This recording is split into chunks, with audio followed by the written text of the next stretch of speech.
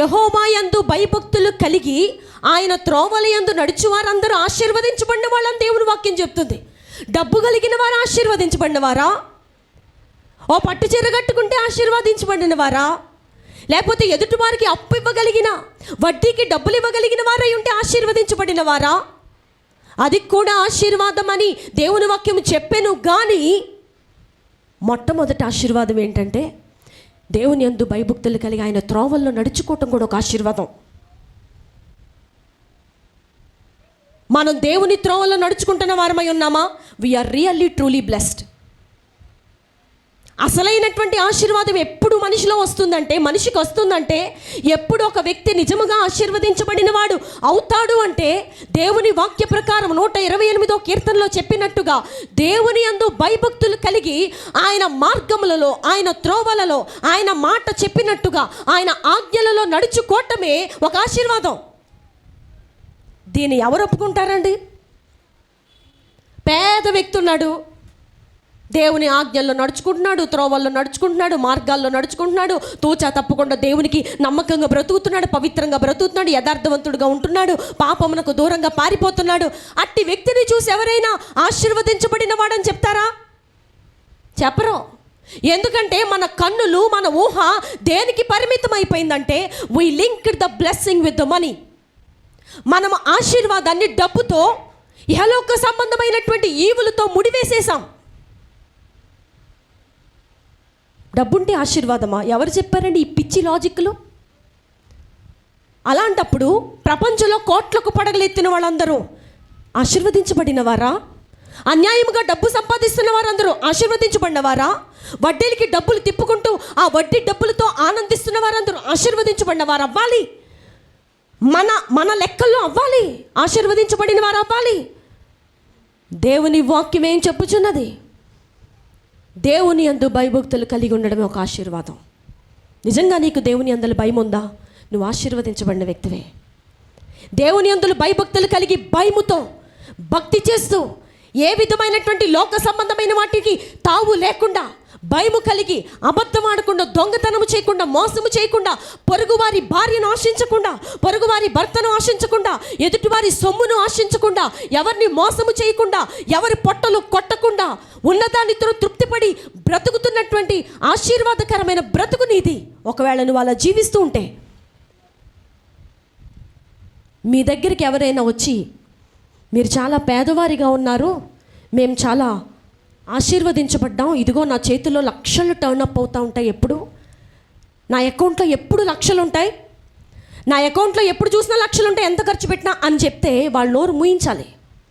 యెహోవా ఆశీర్వాదం ఐశ్వర్యం ఇచ్చునని ఉంది, కానీ యెహోవా ఆశీర్వాదము దేని నుండి వస్తుంది? దేవుని యందు భయభక్తులు కలిగి ఉన్నప్పుడే, ఆయన త్రోవల్లో నడుస్తున్నప్పుడే, తూచా తప్పకుండా ఆజ్ఞలను పాటిస్తున్నప్పుడే, దేవుడు నువ్వు కలిసి ఒక మంచి సత్సంబంధముగా ఒక ప్రత్యేకమైనటువంటి జీవితాన్ని జీవిస్తున్నప్పుడే, పవిత్రమైన బ్రతుకు నీలో వచ్చినప్పుడే, that is the true blessing. అదే నిజమైన ఆశీర్వాదము. సైతాను ఎంతో చక్కగా డబ్బును ముడేశాడు. ఈరోజు అందరిలో కూడా అదే ఆలోచన, ఎట్లా సంపాదించాలి, ఎట్లా సంపాదించాలి, పోగొట్టుకున్న వాటిని ఎట్లా సంపాదించాలి, కావలసిన వాటిని ఎట్లా సంపాదించాలి, నేను డబ్బు సంపాదించాలి, డబ్బు సంపాదించాలి, నేను కొనుక్కోవాలి, బట్టలు కొనుక్కోవాలి, వస్తువులు కొనుక్కోవాలి, వాహనాలు కొనుక్కోవాలి, స్థలాలు కొనుక్కోవాలి, భూములు కొనుక్కోవాలి, ఇళ్ళు కొనుక్కోవాలి, ఇంకేమేమైతే అన్ని కొనాలి, డైమండ్స్ కొనాలి, బంగారాన్ని కొనాలి, వెండి వస్తువులు కొనాలి. నేను అప్పుడే సంఘములో ఆశీర్వదించబడిన వ్యక్తిగా లెక్కల్లోకి వస్తా, అందరూ నన్ను చూసి గౌరవిస్తారు, అందరూ నన్ను చూసి ప్రేమిస్తారు, నాకు విలువిస్తారు అని సైతాను నీకు ఒక చక్కటి లెసన్ నేర్పించాడు ఇప్పుడు దాకా. కానీ దేవుని వాక్యం ఏం చెప్తుందో తెలుసా ప్రియ దేవుని బిడ్డ? యెహోవా యందు భయభక్తులు కలిగి ఆయన త్రోవల్లో నడుచుకోవటమే గొప్ప ఆశీర్వాదం, గొప్ప ఆశీర్వాదం. ఈ ఆశీర్వాదంలో ఎంతమంది మనం ఉన్నాం? ఎంతమంది మీ ఈ 128వ కీర్తనలో మొదటి వచనంలో రాయబడిన ఆశీర్వాదములకు సమీపంగా దరిదాపుల్లో దగ్గరగా ఉన్నాం? ఆయన త్రోవల్లో నడుచుకుంటున్న వారమేనా? అయితే నువ్వు ఆశీర్వదించబడిన వ్యక్తివే. ఆయన త్రోవల్లో నడుచుకోవట్లేదా? నీకు ఆశీర్వాదం లేని వ్యక్తివిగా ఉన్నావు, నువ్వు ఆశీర్వదించబడలేదు. డబ్బు కాదండి జీవితం, వస్తాయి పోతాయి. డబ్బు కొరకు ఆరాటపడద్దు. రీసెంట్గా విజయ్ గారు నిన్న మార్నింగ్ హైదరాబాద్ నుంచి వచ్చారు. అంతకుముందు రోజే వాళ్ళ స్నేహితుని యొక్క స్నేహితుడు ఎవరో ఫోన్ చేసి, అన్న నేను గుర్తున్నానా అని అడిగాడట. గుర్తున్నావమ్మా, గుర్తున్నావు. అదే ఒకసారి మీరు నాకు పలానా కోర్స్ ఎక్స్ప్లెయిన్ చేశారు, క్లాసెస్ నాకు చెప్పారు. ఆ క్లాసెస్ వల్ల నేను చాలా బెనిఫిట్ అయ్యి ఒక మంచి జాబ్ చేస్తున్నాను. ఓ చాలా మంచిది. మీకు నేను ఏం పేమెంట్ చేయలేదు, ఫ్రీగానే మీ దగ్గర క్లాసెస్ చెప్పించుకున్నాను. ఓకే మంచిది నాన్న, ఏం పర్వాలేదు అని అన్నారట. అయితే అన్న నేను ఒక మంచి వడ్డీ వ్యాపారస్తుని, ఒక అతను నా దగ్గర డబ్బులు తీసుకుంటాడు, మళ్ళీ వెంటనే ఇచ్చేస్తాడు. చాలా మంచి ఖాతా అన్న, చాలా మంచి ఖాతా. మీరు నెలకి 2 లక్షలు కానీ తనకిస్తే నెక్స్ట్ మంత్లో 4 lakhs మీకు వస్తాయి. అలా తిప్పుతాడు వడ్డీలకి. ఇటు చూడాలి అందరూ. నెలకి 2 లక్షలు మీరు పెట్టుబడి పెడితే వడ్డీ వ్యాపారంలో 2 లక్షలు ఎక్స్ట్రా మీకు వస్తాయన్న, కష్టపడి ఎక్కడ లేకుండా. మీరు అసలు ఉద్యోగం కూడా చేయక్కర్లేదన్నా, ఇలా 4 క్లాసులు చెప్పుకుంటే సరిపోద్దన్నా. ఆ ఖాతా నేను వదిలేసి నేను కొత్తగా స్టార్ట్ చేద్దాం అనుకుంటున్నానన్న. ఆ ఖాతా మీకు అప్పచెప్దాం అనుకుంటున్నాను, ఎందుకంటే మీకు సహాయం చేసిన వాడిని అవుతాను, మీకు రుణం తీర్చుకున్న వాడిని అవుతాను. ఈ ఖాతా మీరు తీసుకోండి అన్న, ఆ అబ్బాయి నెంబర్ మీకు ఇస్తాను, చాలా మంచివాడు, అందరిలా కాదు, ఎప్పుడు తీసుకున్నా ఎప్పుడు పలానా డేట్కి ఇచ్చేస్తానంటే వెంటనే ఇచ్చేస్తాడు అని చెప్పాడట. ఎంత బాగుంది ఆఫరు. నోట్లో నీళ్ళు ఊరతాయి కొంతమందికి, లక్షలు అనేసరికి, లక్షల డబ్బు అనేసరికి కొంతమందికి నోట్లో నీళ్ళు ఊరతాయి, శరీరం అంతా అబ్బా 2 lakhs పెట్టుబడి పెడితే 4 lakhs వస్తున్నాయా, ఎంత మంచి బెనిఫిట్టో కదా, ఎంత మంచి ఆశీర్వాదం. మళ్ళీ దీనికి ఇంకొక పేరు తగిలిచ్చారు, ఆశీర్వాదం. ఎంత దీవెన. అస్సలా నిజంగా దేవుడు నాలాంటి వారికి ఎన్ని మార్గాలు సరళం చేస్తున్నారో అని సాక్ష్యాలు. ఎంత మంచి ఆశీర్వాదం వచ్చిందండి విజయ్ గారికి. ముందు చాలా మంచి ఆశీర్వాదం వచ్చింది కదా. 2 లక్షలు పెట్టి పెడితే చాలు, ఇంకో 2 లక్షలు ఎక్స్ట్రా వస్తాయి, కష్టపడక్కర్లేకుండా. ఎన్నో నెలలు కష్టపడితే వచ్చే జీతం నెల రోజులకి ఏం చేస్తుంది, చేతుల్లోకి వచ్చి పడిపోతుంది. ఎన్నో నెలలు కష్టపడి పాకులాడి ఆ సాఫ్ట్వేర్ కంపెనీలో ఓరికే ఆ ల్యాప్టాప్ల ముందు, కంప్యూటర్ల ముందు చూసి బ్రెయిన్ పిచ్చెక్కిపోయి ఎంతో కష్టపడితే కూడా వాళ్ళు డబ్బులు ఇవ్వటానికి ఓరికే అరిగిపోతారు, అసలు ఏమి ఇవ్వరు. ఆ డబ్బులు ఒకేసారి 4 లక్షలు అకౌంట్లో పడితే ఎంత సంతోషం. జగన్ గారు ఇచ్చే స్థలాల్లో ఒక స్థలం వచ్చేస్తుంది కదండి, వచ్చేస్తుంది. చక్కగా 4 లక్షలు పెట్టి 1 సెంటు స్థలం కొనుక్కుంటే పిల్లలకు ఉంటుంది. ఎవరికి ఉంటుంది? పిల్లలకు ఉంటుంది. నేను తినకపోయినా నా పిల్లలకి మనవళ్ళకు ఉంటుంది. నేను అన్యాయము చేసి వడ్డీ వ్యాపారం చేసి సంపాదించిన డబ్బుతో నేను ఒక స్థలం కొంటే నా పిల్లలకు ఉంటుంది. నీతో సరిపోక ఆ దుర్మార్గతని, ఆ దరిద్రాన్ని తీసుకెళ్ళి నీ మనవాళ్ళకు కూడా ఏం చేస్తున్నావు, అంటగడుతున్నావు. అప్పుడు విజయ్ గారు చెప్పారట, తమ్ముడు నువ్వు ఏమనుకోపోతే, నువ్వు హట్టవనంటే ఒక మాట చెప్తా, నేను ఆ దరిదాపుల్లో కూడా ఏం చేయను, రాను. నాకు ఉచితంగా వచ్చే డబ్బు అస్సలు వద్దు. నేను కష్టపడకుండా నాకు వచ్చే డబ్బు నాకెందుకు? ఆ దేవుని దృష్టిలో అది అన్యాయమైన సొమ్మది. వడ్డీ వ్యాపారం అని దేవుడు ఎందుకు వద్దన్నారు? నిజమే, నీ దగ్గర డబ్బులు తీసుకుని నీ డబ్బులు వాళ్ళ దగ్గర పెట్టుకున్నందుకు దాన్ని వాపసుగా నీకు కొంత ఇస్తున్నారు, పర్లేదు, ఏం పర్వాలేదు, దానిలో అంత అన్యాయం ఏం లేదు. కానీ దేవుడు ఎందుకు వద్దన్నారు? కష్టపడకుండా నీకు వచ్చే డబ్బు నీకు ఎక్కడది అసలా? నువ్వు కాయ కష్టం చేయకుండా, ఏమీ చేయకుండా నీకు డబ్బు వస్తుందంటే అది అన్యాయమైన సొమ్ము కదా అని దేవుడు దాన్ని వద్దన్నారు. ఈ రోజున మనుషులు దాన్నే ప్రేమించి దాన్ని చుట్టే తిరిగి, ఇదిగో నాకు శాపం రావట్లేదు, నేను ఆశీర్వదించబడిన వ్యక్తిని, నేను బ్లెస్ చేయబడిన వ్యక్తిని, వడ్డీ వ్యాపారం చేస్తూ కూడా నేను చాలా బెనిఫిట్ అవుతున్నాను, నా చేతిలో లక్షలు మెదులుతున్నాయి, బంగారపు వస్తువులు చేయించాను, ఫ్రిడ్జ్ కొన్నాను, ఇల్లు కొన్నాను, నా కూతురికి ఆ చీర కొన్నాను, నా కొడుకు ఇది కొన్నాను అని ఎగసి పడుతున్నారు మనుషులు. ప్రియ దేవుని పిల్లలారా, దేవుని దృష్టిలో అది శపించబడినటువంటి సొమ్ము. దేవుని దృష్టిలో అన్యాయముతో వచ్చిపడి కంటే నీతితో కూడిన కొంచెమే శ్రేష్టము. 2 లక్షలు నీ దగ్గర ఉంటే అయిపోతాయి, ఇంకొక 2 లక్షలు బెనిఫిట్ వేసి ఇస్తానంటే ఎందుకు వద్దనాలండి మనము? అది అన్యాయముతో వచ్చే సొమ్ము, అవసరంలా. నిజమే, 2 లక్షలు ఎంతో ఉపయోగపడతాయి, ఎంతో మంచిగా ఉపయోగపడతాయి. ఉపయోగించుకునేలా ఉపయోగించుకుంటే ఎంతో బాగా ఉపయోగపడతాయి. మనమేమి కొట్టేసి తిట్టేసి తీసుకోవట్లా, ఇస్తానంటున్నారు, తీసుకోవడానికి ఏమమ్మా, బాగా ఉపయోగపడతాయి. నువ్వు కష్టపడలేకుండా చక్కగా ఇంట్లో కాలు మీద కాలు వేసుకుని నీ దగ్గర ఉన్న ₹1,00,000 తిప్పితే మరీ వచ్చేసరికి ₹1,00,000 నీ చేతిలోకి వస్తాయి. ప్రియ దేవుని పిల్లలారా, వడ్డీ వ్యాపారం వైపు మొగ్గు చూపుతున్నటువంటి విశ్వాసులారా, దేవుని భయము లేకుండా జీవిస్తున్నటువంటి వారులారా, బల్లారాధనలో చేపెడుతూ కూడా భయము లేకుండా బ్రతుకుతున్నటువంటి నా ప్రియ సంగమా, దేవుడి ఉదయకాల సమయంలో మీతో మాట్లాడుతున్నారు. అది అన్యాయముతో వచ్చుబడి అది మనకు అవసరంలా. నువ్వు భూమి మీద పేద వ్యక్తిగా బ్రతుకుట దేవుని చిత్తమైతే నువ్వు పేద వ్యక్తిగానే ఉండు, ఏం పర్లా. 2 కళ్ళు కలిగి 2 కాళ్ళు కలిగి, పిల్లలు ఎక్కడికి లేచి వెళ్తున్నారు మీరు? కూర్చోబెట్టండి అమ్మ వాళ్ళని. 2 కళ్ళు 2 కాళ్ళు కలిగి నువ్వు నరకంలో ప్రవేశించుట కంటే గుడ్డి వ్యక్తిగానో కుంటి వ్యక్తిగానో పరలోకంలో ప్రవేశించుట మేలని చెప్పిన దేవుడు ఒక ఆయన ఉన్నారు. 2 కళ్ళు కలిగి 2 కాళ్ళు కలిగి అన్నీ బాగుండి నువ్వు నరకంలో పడిపోవటం కంటే గుడ్డి వ్యక్తిగా కుంటి వ్యక్తిగా కుంటుకుంటూ పరలోకంలోకి వెళ్ళిపో. అది అంత గొప్ప స్థలము, పరిశుద్ధులు ఉండే స్థలము, నీతిమంతులు ఉండే స్థలము, దేవుని బిడ్డలు ఉండే స్థలము, పరలోక రాజ్యం అంటే మోసము లేని స్థలము, వెలుగుమయమైన స్థలము. వడ్డీ వ్యాపారాలు చేస్తూ డబ్బులు సంపాదించి చీర కొనుక్కొని వస్తువులు కొనుక్కొని పెట్టుకొని ఎవరికి మెప్పిస్తావు? ఎవరిని మెప్పిస్తావు? సంఘంలో గౌరవం పొందాలని చూస్తున్నావా? సంఘంలో నేను కూడా విలువైన వ్యక్తినని చెప్పుకోవడానికి నువ్వు వడ్డీ వ్యాపారాలు చేయదువా? డబ్బులు ఎలా అయినా సంపాదించాలి, ఏదో ఒక రూపంలో మొత్తానికి నా చేతిలో డబ్బు వచ్చేయాలి. వీళ్ళు డబ్బు ఉండబట్టే కదా, మనుషుల ఆలోచన చూడండి, వీళ్ళు డబ్బు ఉండబట్టే కదా ఇది కొన్నారు, వీరు డబ్బు ఉండబట్టే కదా ఈ స్థలాన్ని కొన్నారు, వీరు డబ్బు ఉండబట్టే కదా ఇలా ఫ్లరిష్ అవుతున్నారు. నాకు కూడా డబ్బు కావాలైతే ఇప్పుడు నాకు కూడా కావాల్సింది డబ్బే. భక్తి ఎవరికి కావాలి? భయం ఎవరికి కావాలి? నాకు ఆ 2 అవసరంలా, నాకు కావాల్సింది డబ్బే. నాకు కావాల్సింది డబ్బే. డబ్బు ఉండబట్టే కదా ఈరోజు మీరు కాళ్ళు తిరుగుతున్నారు. డబ్బు ఉండబట్టే కదా ఈ రోజున మీరు విదేశాలకు ₹1,00,000 టికెట్లు కొని పోతున్నారు. డబ్బు ఉండబట్టే కదా వీరు ₹1,00,000 ఖర్చు పెట్టి స్థలాలు, పొలాలు, ఇళ్ళు, భూములు కొంటున్నారు. ఆ డబ్బే నాకుంటే నేను చేస్తాను కదా. ఆ డబ్బు కోసం నేను ఇప్పుడు ఏం చేయాలి? ఎవరిని పొట్టగొట్టాలి, ఎవరిని అన్యాయము చేయాలి, ఎవరి దగ్గర వడ్డీకి డబ్బులు తిప్పాలి, ఎక్కడ చీట్లేసి లక్షలు పోగేయాలి. భయం ఉందా అసలు? కనీసం దేవుని వాక్యం చెప్పినట్టు కనీసం భయం ఉందా? లేదు. భయభక్తులు లేకుండా బ్రతుకుతున్నారు మనుషులు ఈ రోజున. దేవునికి ఎంత దుఃఖకరమైనటువంటి జీవితాలండి మనవి. ప్రతి దినము ఆయన తెల్లారి లేస్తే నిన్ను కాపాడతారా?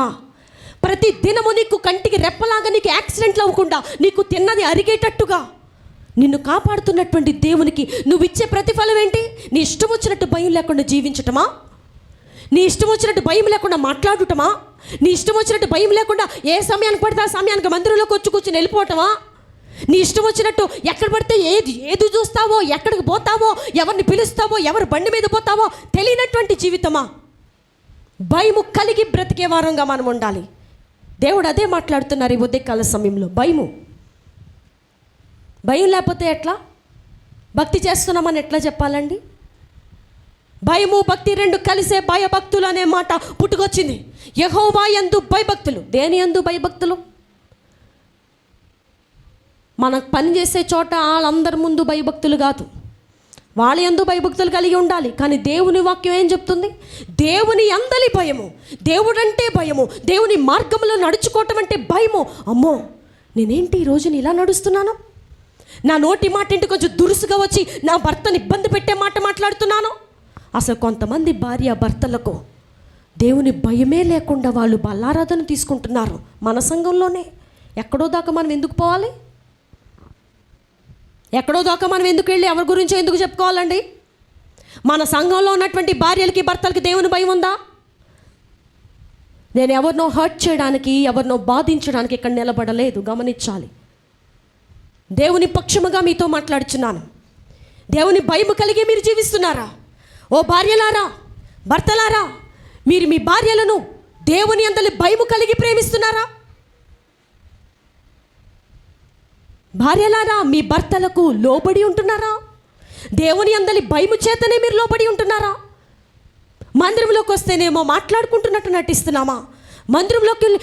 మందిరంలో నుంచి ఇంటికి వెళ్ళిన తర్వాత మాట్లాడుకోకుండా పోట్లాడుకొని రకరకాలైనటువంటి సందర్భాలను ఎత్తుకొని నువ్వు అలా చేసావు ఇలా చేసావు అని ఇంకొకటి కాదు, సైతాను వచ్చి కూర్చుంటాడు అక్కడ.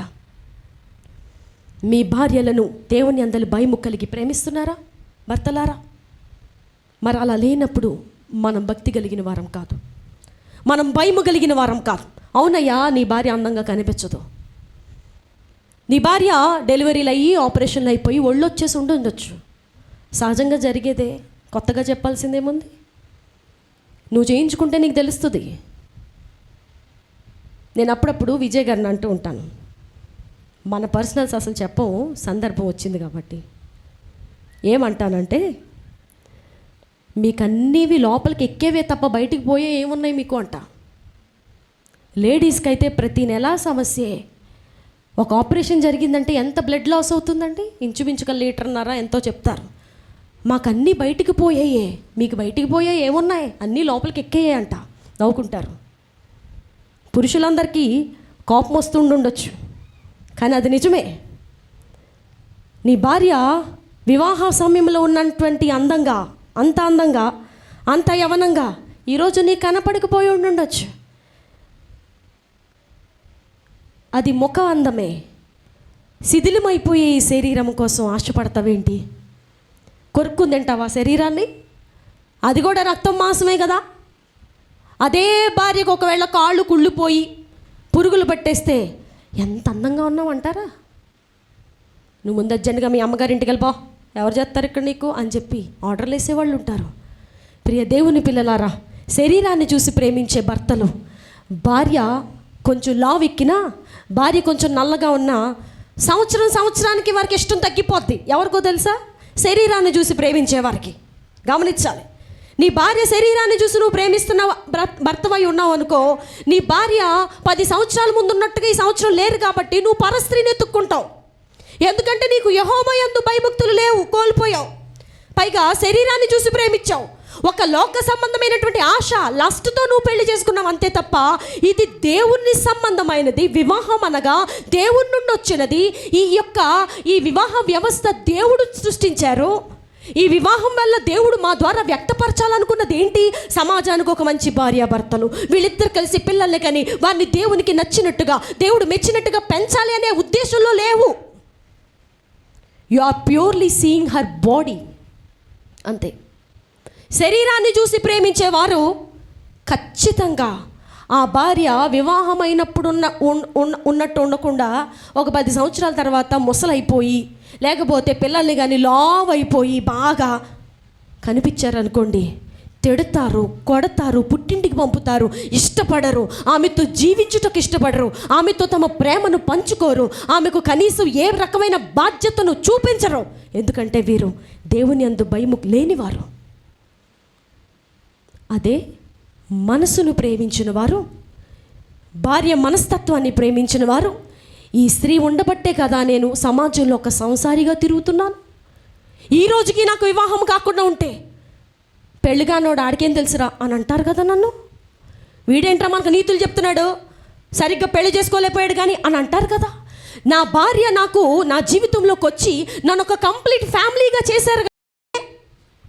విచక్షణ జ్ఞానం లేదు మనుషులకి.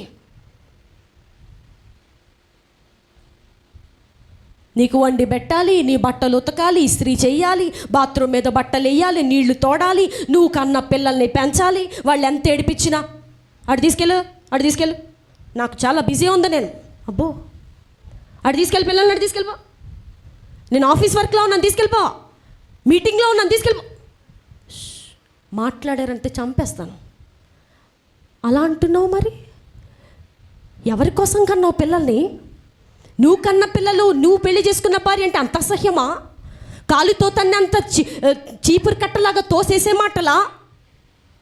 ఏమండి, క్రైస్తవ జీవితాల్లో కుటుంబాలు అసలు భార్య భర్తల మధ్యలో సమాధానమే లేదు. మళ్ళీ వీళ్ళు తగులు తెచ్చడానికి వెళ్తారు ఎక్కడెక్కడికో. వీళ్ళు వెళ్ళి ఎవరైనా విడిపోయిన భార్య భర్తలు ఉంటే ఇద్దరు పెద్ద మనుషుల్లో కూర్చుంటారు. ముందు వీళ్ళ దగ్గర సరైన స్థితి లేదు. ప్రియ దేవుని పిల్లలారా, భార్యలారా, భర్తలారా, మీ భార్యల శరీరాలను చూసి ప్రేమించిన వారైతే మీరు ఇంకా సంపూర్ణమైనటువంటి దేవుని పిల్లలు కాలేదు. యేసు ప్రభువారు భర్త, సంఘము ఒక భార్య. సంఘంలో ఎన్ని లోపాలు ఉన్నాయండి? సంఘం అందంగానే కనిపిస్తుందా ప్రభు దృష్టికి ప్రతి విషయంలోనూ? అయినా దేవుడు మళ్ళీ ప్రేమిస్తున్నారు. అలాగూ భర్తలు ప్రేమించాలి. భర్త క్రీస్తు ప్రభుతో పోల్చబడ్డారు. సంఘమునకు క్రీస్తు ఎలాగూ శిరస్సు అయి ఉన్నారో భర్తలు కూడా భార్యకు శిరస్సు అయి ఉన్నారు. యేసు ప్రభు వారిని భర్తని రెండిని ఉపమాన అలంకారంలో చెప్పారు, పోల్చారు. సంఘమును భార్యను పోల్చారు. ఎన్ని లోపములున్నా ప్రభువు ప్రేమించినట్టుగా మీ భార్యలో 190 లోపములు కనిపించిన జస్ట్ లవ్ హర్, అంతే. మీరు అలా ప్రేమించడం నేర్చుకోండి. మీ భార్యలు మీకు ఒకటి చేయమంటే 10 చేస్తారు కదా. సేవకులను అడిగితే ఒక మాట చెప్తారు, ఏంటో తెలుసా అండి? స్త్రీల పెచ్చమాలో వాళ్ళకేం తెలుసు. నేను మొన్నటి దాకా ఆ మాటకు అంగీకరించేదాన్ని కాదు. ఎందుకంటే మనం కొంచెం చదువుకున్న వారము, కొంచెం ఏదో ఈ మోడర్న్ ఏజ్లో ఉన్నవారం కాబట్టి భర్త వస్తే చేతులు కట్టుకుని నిలబడాలి, చెంబుతో నీళ్ళు అందించాలి, వాళ్ళు కూర్చోమంటేనే కూర్చోవాలి, నిలబడమంటే నిలబడాలి, వాళ్ళకేం తెలిసి పెచ్చమాలోకాలు అని అంటే నేను అంగీకరించలేదు. కానీ కొన్నాళ్ళు పోయిన తర్వాత నాకు అర్థమైంది, భార్యలు నిజంగా పెచ్చమాలోకాలే. భార్యలు నిజంగా కోరుకునేది ఏమిటంటే భర్త నుంచి ప్రేమేనండి. శరీర సంబంధమైనటువంటి ప్రేమ అదేదో సంసారం చేస్తేనే ప్రేమ అనుకుంటారు కొంతమంది. అది ఒక ప్రక్రియ మాత్రమే, అది వన్ ఆఫ్ ద పార్ట్ అంతే. కానీ నీ మాట, నీ క్రియ, నీ యొక్క పలుకుబడి, నీ యొక్క ఆ బిహేవియర్ ఆమె ముందు ఎలా ఉంటుంది? కరుగ్గా మాట్లాడుతున్నావా? నువ్వు ప్రేమగా మాట్లాడి చూడు, నీ భార్య నీకు 1కి బదులుగా 10 ఎక్కువ చేసి నీకు తినిపిస్తారు, చేస్తారు. ఆ ప్రేమనే చూపించకుండా కొంతమంది ఉంటారు. అసలు వాళ్ళు ఎందుకు పెళ్లి చేసుకున్నారో వారికే అర్థం కాదు. ఏదో నామకే వస్తే అసలు ఏం మాట్లాడరు. ఉన్నారా, తిన్నారా, పిల్లలు ఉన్నారా, పడుకున్నారా, అసలు ఆ భార్య ఏం చేస్తున్నారు, ఇంట్లో ఏం జరుగుతుంది, అసలు అంతా సైలెంట్ అన్నమాట. ఓ బాబు, ఏం చేస్తున్నావు నువ్వు? యెహోవా యందు భయభక్తులు కలిగి ఆయన త్రోవల యందు నడుచు వారందరూ ధన్యులని చెప్తుంటే వాక్యము, అసలు నీకు భయము భక్తి ఉంటే నీ భార్యను ప్రేమిస్తావు కదా, నీ భార్యను పట్టించుకుంటావు కదా, నీ భార్య పట్ల ఒక ప్రత్యేకమైన కేర్ వ్యక్తం చేస్తావు కదా. పెళ్ళైన కొత్తలో ఉన్నటువంటి ప్రేమ తర్వాత ఉంటుందా ఈ రోజున మనుషుల్లో? లేదు, ఆవిరైపోతుంది, ఎండిపోయిన ఏడారిలాగా అయిపోతుంది. నచ్చరు. భార్య అంటే భర్తకు నచ్చదు, భర్త అంటే భార్యకు నచ్చరు. వీళ్ళిద్దరికీ దేవుని అందరూ భయం ఉంటే నచ్చుతారండి. వారి ముఖాన్ని బట్టి కాదు, వారి శరీరాన్ని బట్టి కాదు, వారి చుట్టూను బట్టి కాదు, దేవుని ప్రేమను బట్టి నచ్చుతారు, దేవుని యొక్క మనసును బట్టి నచ్చుతారు. నేను భర్తగా ఉన్నానంటే నేను క్రీస్తు ప్రభుతో పోల్చబడ్డాను. ప్రియ భర్తలారా వినాలి, దేవుని పిల్లలైనటువంటి వారులారా వినాలి, మీరంతా క్రీస్తు ప్రభుతో పోల్చబడ్డారు. యేసు ప్రభు వారికి ఎంత పవర్స్ అయితే ఉన్నాయో కుటుంబంలో మీకు కూడా అన్ని పవర్స్ ఉన్నాయి. అది లక్షలు సంపాదించే కుటుంబం అయినా, రోజుకు 500 సంపాదించే కుటుంబం అయినా, భర్త అన్నాక భర్తే. మీకున్నటువంటి ఆ యొక్క శిరస్సు అనే ఆ పొజిషన్ ఇంకొకళ్ళు వచ్చి అపహరించడానికి లేదు.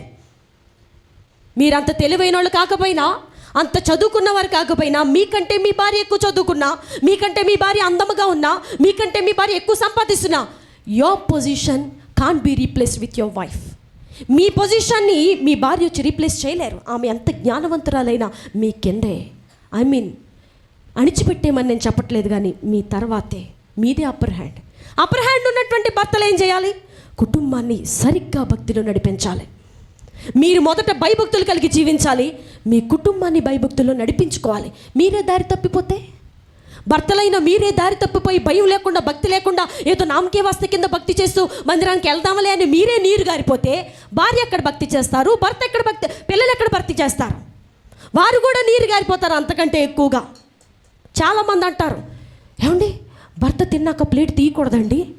ఏంటండి అసలు మన భారతదేశ సాంప్రదాయం, అసలు మీరు తిన్న ప్లేట్ అక్కడ ఉంచేయండి. ఎవరు చెప్పారండి? యేసు ప్రభుని నమ్ముకున్న తర్వాత, మారు మనసు పొందిన తర్వాత స్త్రీ పురుష తేడా ఏమీ లేదు. నా తండ్రి ఇదివరకు పని చేయుచున్నారు, నేను కూడా ఏం చేస్తున్నాను, పని చేయుచున్నాను అన్నారు. ఏం పని చేస్తున్నారో, తర్వాత ఆత్మలు కడుతున్నారో లేకపోతే ఏం చేస్తున్నారో, మొత్తానికి ప్రభు వారు తాను ఏమని చెప్పుకున్నారంటే, ఐ యామ్ వర్కింగ్, నేను వర్క్ చేస్తున్నాను. పురుషులు కూడా వర్క్ చేయాలి. తిన్న ప్లేట్ తీసినంత మాత్రాన మీ యొక్క శిరస్సు మీద ఉన్న కిరీటం జారి పడిపోదు. మీ భార్యకు పనుల్లో హెల్ప్ చేసినంత మాత్రాన మీ యొక్క ఆ పురుష తత్వం ఏమీ తగ్గిపోదు. మీ యొక్క ఆ ప్రెస్టీజియస్ ఇష్యూ ఏమీ రాదు మీకు. దేవుని అందరి భయభక్తులు కలిగిన వాళ్ళు భార్యలకు సహకరిస్తారు. నేను అనేక మంది నోట విన్నాను. ఎందుకు ఎగ్జాంపుల్గా నా తల్లిదండ్రులనే నేను చూశాను. మా చిన్నపిల్లలప్పుడు మేము నిద్రపోతూ ఉంటే మమ్మీ అంట్లు తోముతుంటే డాడీ కడిగేవారు, మమ్మీ బట్టలు ఉతుకుతుంటే డాడీ ఆరేసేవారు. ఏమిటండి ఇది? నేను భర్తని, నేను చేయను. నేను భర్తని, పిల్లల్ని చూడను. నేను భర్తని, పిల్లలు డైపర్ క్లీన్ చేయాలంటే నేను చేయను, నువ్వు చేసుకో. ఎట్లాంటి వారు మారు మనసు పొందాల్సిందే. అంటే నువ్వు పిల్లల్ని కనగలవు కానీ పిల్లల్ని ఏం చేయలేవు, పెంచలేవా? పిల్లల్ని కనగలవు కానీ పిల్లల్ని పెంచలేవో మరి?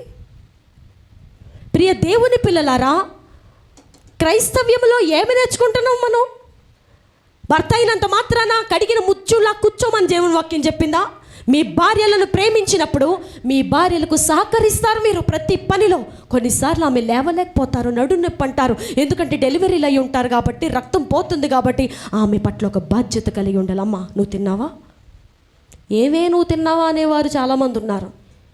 ఏంటి? అది దేవునికి ఇష్టమైనటువంటి పదము కాదు. అలా అనిన ప్రతిసారి నీ భార్య నిన్ను భక్తితో సేవిస్తున్నారో భయముతో సేవిస్తున్నారో నీకు తెలుసా? మీకు తెలుసా? మీ భార్య మిమ్మల్ని భయముతో ప్రేమిస్తున్నారో నిజముగా ప్రేమతోనే ప్రేమిస్తున్నారో మీకు తెలుసా? కొంతమంది మనసులో ఇష్టం లేకుండా భర్త భయపడి ప్రేమించేవారు ఉన్నారు. నీ ఇంట్లో ఉన్నటువంటి కండిషన్ నువ్వు అలా మార్చేస్తున్నావేమో నాకు తెలియదు. నీ భార్యకు నువ్వంటే ప్రేమ లేదు, భయముతో నీకు అన్నీ చేసి పెడతారు. బాబాయ్ వచ్చాడంటే కొట్టేస్తాడు, బాబాయ్ వచ్చాడంటే ఏది ఉంటుంది పగల కొట్టేస్తాడు, బాబాయ్ వచ్చాడంటే ఏది ఉంటుంది తన్నేస్తాడు, బాబాయ్ సీరియస్ అయిపోతాడు, బాబాయ్ ఏదో తన్నేస్తాడు బాబాయ్ అని భయముతో నీకు వంట చేస్తున్నారు తప్ప నా భర్త ఎంత ప్రేమిస్తారు నన్ను, ఆయనకి ఎంత చేస్తే ఏం చేయగలను నేను, మంచి ప్రేమతో ఆయనకి చేసి పెట్టాలనే మనసు ఆమెకు రానివ్వకుండా చేస్తున్నావేమో. భయము భక్తి కలిగిన వారు ఖచ్చితంగా వారి భార్యలకు సహకరిస్తారు అన్ని విషయాల్లో. యెహోవా యందు భయభక్తులు కలిగి ఆయన త్రోవలు యందు నడిచి వారందరూ ధన్యులు, ఆశీర్వదించబడినవారు.